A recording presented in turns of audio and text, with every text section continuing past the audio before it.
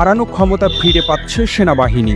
দীর্ঘ ১৬ বছরের একচেটিয়া রাজত্বের পর জুলাই অভ্যুত্থানে পতন ঘটে স্বৈরাচার আওয়ামী লীগ সরকারের। তবে শাসনকালে থাকা অবস্থায় সশস্ত্র বাহিনীর কাছ থেকে কেড়ে নেওয়া হয় কিছু ক্ষমতা। এতে ছলে বলে কৌশলে দীর্ঘদিন মসনদ টিকিয়ে রাখেন তৎকালীন সরকার প্রধান শেখ হাসিনা।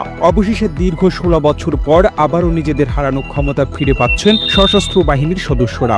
জানা গেছে ২০০১ সালে সপ্তম জাতীয় সংসদ নির্বাচন সামনে রেখে আরপিও সংশোধন করে আইন প্রয়োগকারী সংস্থার সংজ্ঞায় সশস্ত্র বাহিনীকে অন্তর্ভুক্ত করা হয়। এতে একজন পুলিশ কর্মকর্তার মতোই নির্বাচনী অপরাধে বিনা পরোয়ানা গ্রেপ্তার করতে পারবেন না সেনা, নৌ ও বিমান বাহিনীর সদস্যরা। কিন্তু ২০০৮ সালে নবম জাতীয় সংসদ নির্বাচনে জয়ী হওয়ার পর আওয়ামী লীগ সরকার ওই সংশোধনী অধ্যাদেশে আইন প্রয়োগকারী সংস্থার সংজ্ঞা থেকে সশস্ত্র বাহিনীকে বাদ দেয়। এর ফলে নির্বাচনী দায়িত্ব পালনে police, armed police battalion, RAB, Ansar, BGB, coast গার্ডের যে ক্ষমতা তা সশস্ত্র বাহিনীর থাকে না। চলতি বছরে গেল ১১ই আগস্ট নির্বাচন কমিশন আরপিও সংশোধনের জন্য যেসব প্রস্তাব অনুমোদন করে তাতে আইন প্রয়োগকারী সংস্থার সংজ্ঞায় সশস্ত্র বাহিনীকে পুনরায় অন্তর্ভুক্ত করার প্রস্তাবটি রয়েছে।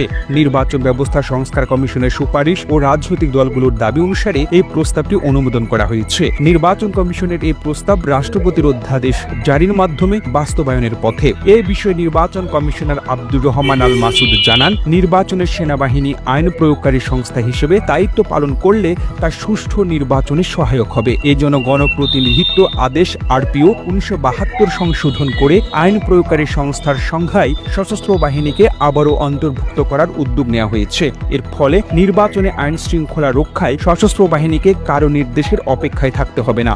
এদিকে মঙ্গলবার অফিসার এড্রেসে সেনা প্রধান জেনারেল ওয়াকারুজ্জামান জানান, এরই মধ্যে জাতীয় নির্বাচনের তারিখ ঘোষণা হয়েছে। সরকার তা অনুষ্ঠানের বিষয়ে বদ্ধপরিকর। তিনি সব সেনা সদস্যকে আইন অনুযায়ী নিরপেক্ষভাবে দায়িত্ব পালনের জন্য প্রস্তুত হতেও নির্দেশনা দেন। নির্বাচন কমিশনের সদস্য ডক্টর মোহাম্মদ আব্দুল আলিম জানান, দেশে যে কয়টি জাতীয় নির্বাচন অনেকাংশে সুষ্ঠুভাবে সম্পন্ন হয়েছে সেগুলোতে সশস্ত্র বাহিনীর কার্যকর সহযোগিতা ছিল, কিন্তু নবম জাতীয় সংসদ নির্বাচনের পর তৎকালীন সরকার সেনাবাহিনীকে কার্যকরভাবে নির্বাচনের দায়িত্বে রাখতে চায়নি, কারণ সেনাবাহিনী নিরপেক্ষ ও পক্ষপাতহীনভাবে দায়িত্ব পালন করেন, যা ভোট লুটের অন্তরায়। এইবার সশস্ত্র বাহিনী প্রয়োজনীয় ক্ষমতা নিয়ে মাঠে থাকবে বলে জানান তিনি। প্রতিবেদনটি তৈরিতে তথ্য ও উপাত্তের সাহায্য নেওয়া হয়েছে জাতীয় গণমাধ্যম যুগান্তর থেকে। আর এতক্ষণ আপনারা সঙ্গে ছিলেন বিশ্ব বাংলার। সেই সঙ্গে আপনি বাংলাদেশের কোন জেলা থেকে এই ভিডিওটি দেখছেন আমাদের কমেন্ট করে জানান। আমরা পরবর্তী ভিডিওতে আপনাকে ধন্যবাদ জানাতে ভুলব না। এতক্ষণ বিশ্ব বাংলার সাথে থাকার জন্য